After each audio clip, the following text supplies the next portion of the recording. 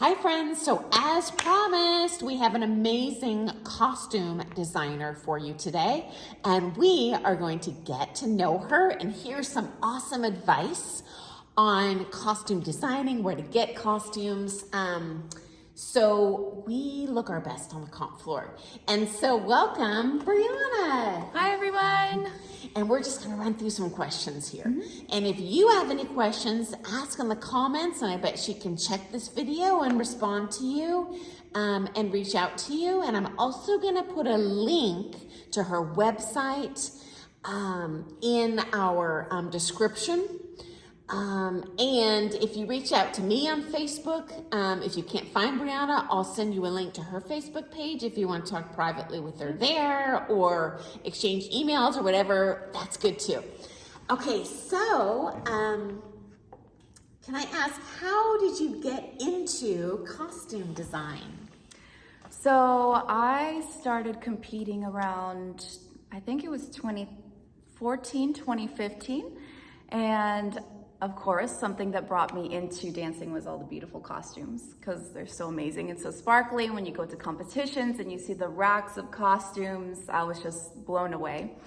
But at the time, I was just working, making minimum wage. And so I started to make my own costumes by stoning my own practice wear. I would get really good quality practice wear piece and I would stone it. And I became really good at this tedious little work. And then after time, friends started asking me, that looks really nice. Can you stone a dress for me? And I was like, sure, okay. And guys, I can vouch for this. I saw a piece of practice wear, this gorgeous red costume that she stoned.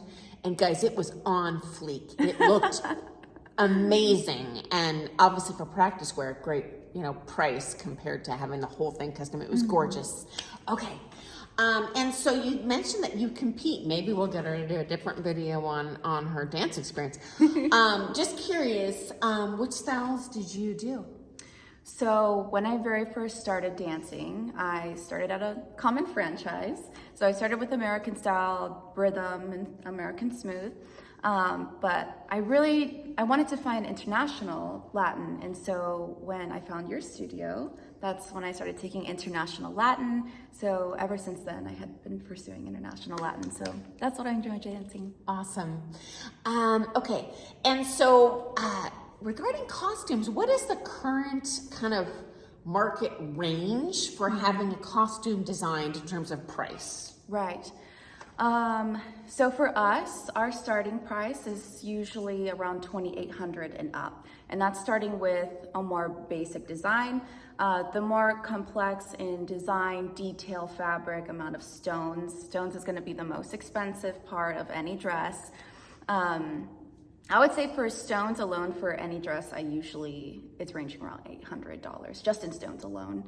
And we use Preciosa crystals, so we want to use the best quality crystal for your dress. And yeah, but I've had many of my clients tell me they bought a dress for $8,000, $9,000. I'm like, whoa.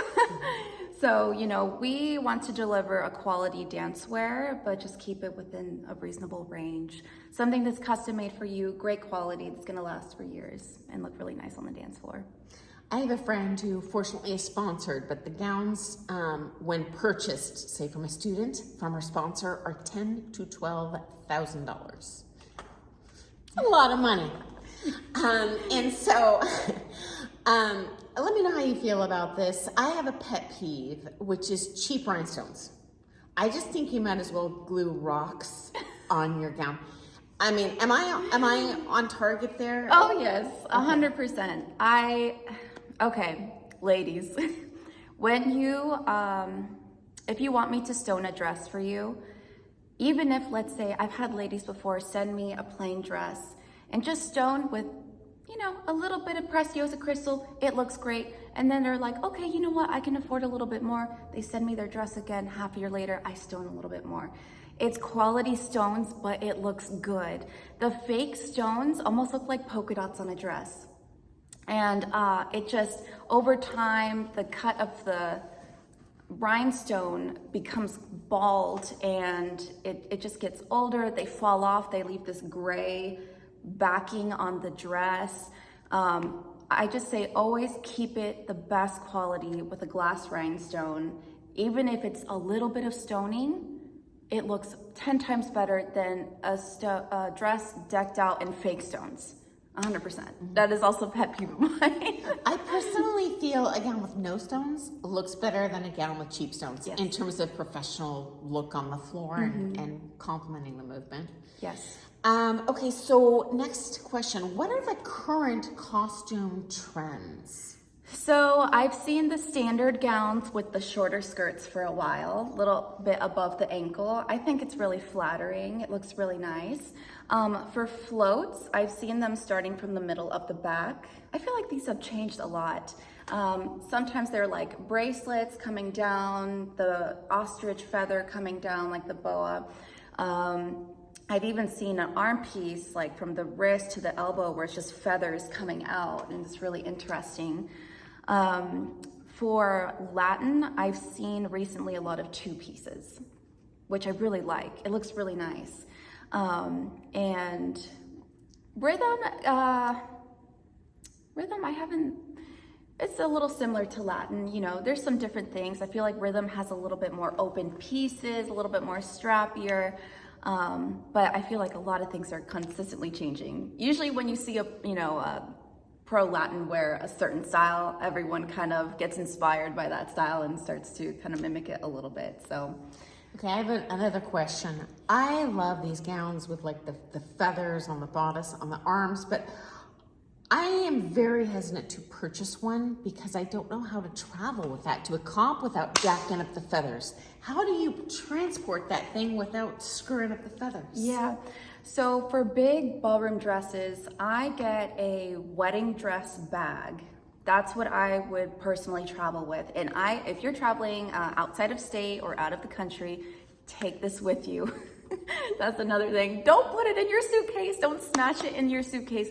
Take it with you as your carry-on and hang on to it as if it's your life. And guys, I've actually shared this little tip as well in a previous How to Pack Your Costume video. I know they have very strict limits on carry-ons, but I've never been stopped for a wedding bag. I didn't know that would work for the feathers too. I'm just so afraid they would get mushed and then look all like kinky and I don't know. Yeah, if that happens, I just fluff it out. Okay. I just kind of get some space and I really fluff out the feathers. Okay. Yeah, Fluffing. even with a blow dryer, you can kind of fluff them up a little bit. Yeah. Mm-hmm. Blow dryer, okay. Yes. Pro tip. Okay, next question. What is the usual turnaround time between someone placing an order and actually receiving their gown back? Yes, I would say a maximum of 3 months.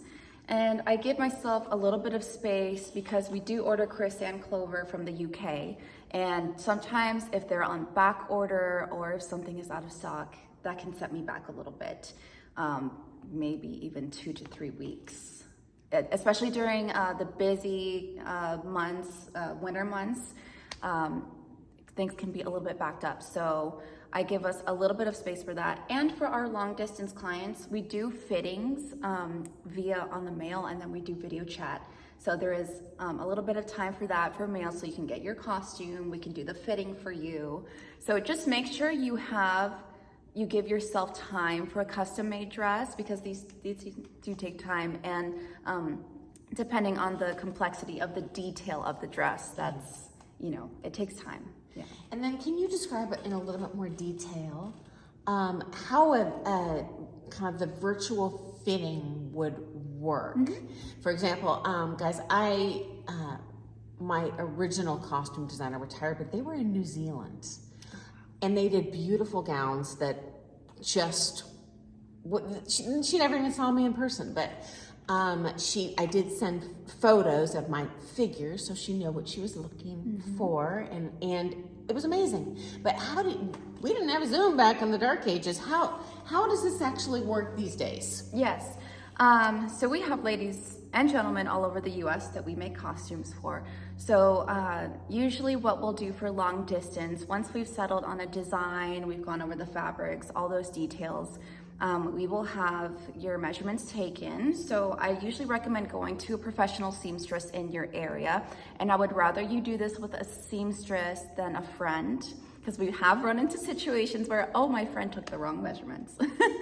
So yes, seamstress, please. It just makes things easy and simple. We have a measurement sheet. I even have a video to explain what measurements we need specific for your design. And then we'll schedule a time to meet on Zoom, and we'll send you your costume, basically the skeleton of the costume first. This is like the first step. And we'll send you pins, anything needed to adjust the costume. And Oksana, my seamstress, she will walk you through what exactly needs to fit correctly. So she just has a great eye for how something should fit your specific figure, and you will pin exactly where you need to. And then after that, you will send your costume back to her. She will then progress to making the costume and do likely one more fitting. And for ladies, we actually prefer that you would send her a bra that fits you really well. Side note. Oh, pro tip, Yes. Genius. Send a bra that fits you really well. She will implement this into your dress rather than having the kind of standard bra cups, because not everyone's gonna fit into the same cups. So we do everything literally custom to your fit. I love it. Okay, guys, we are over the 10-minute mark. We are going to come back because I have a ton more costuming questions for Brianna, like what is flattering for different body types and stuff. I'm not going to post it tomorrow, but stay tuned. Subscribe if you haven't. I am going to post a follow-up on this video with more costume pro information. And make sure to check the description for a link to Brianna's website, and ask below if you have questions. Because she doesn't have horse in the game. You know, she's not going to try and hard sell you on something. She's just here to answer your questions. So we will see you tomorrow morning, and thanks for joining us, Brianna. Thank you. Bye, guys.